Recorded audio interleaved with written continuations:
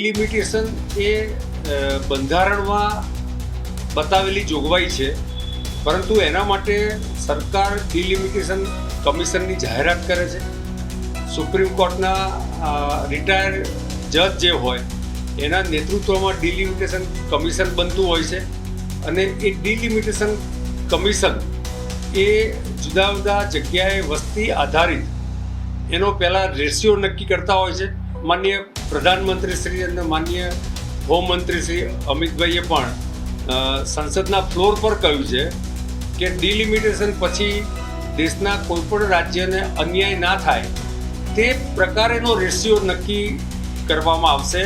ખરેખર તો એક જ સમય કરવાનો, તો ઇન્ક્લુઝન કેમ નહીં, બધાની કેમ નહીં, બધા ડેટા કેમ નહીં? તમે મર્યાદિત લ્યો, ધારો કે તમારા ઘરે ટીવી કેટલા છે, એસી કેટલા છે, વાહન છે કે દ્વિચક્રી છે, ફોર વ્હીલર કેટલા છે, એ બધી વસ્તુ તમારી હેન્ડપંપ છે કે નહીં, એ બધું તો ગણશે. ગામમાં પોસ્ટ ઓફિસ છે, આરોગ્ય કેન્દ્ર છે, ઘરના મુખિયાઓની આવકના સ્ત્રોત શું છે, આ બધું ગણશે મલ્ટી ફેક્ટરમાં. પણ સૌથી મોટું ફેક્ટર ગણવાની જરૂર જે છે એ લોકોની આર્થિક સ્થિતિની સાથે સાથે સામાજિક માપદંડો ક્યાં ક્યાં બદલાઈ ગયા છે એની પણ ગણતરી થવી જોઈએ.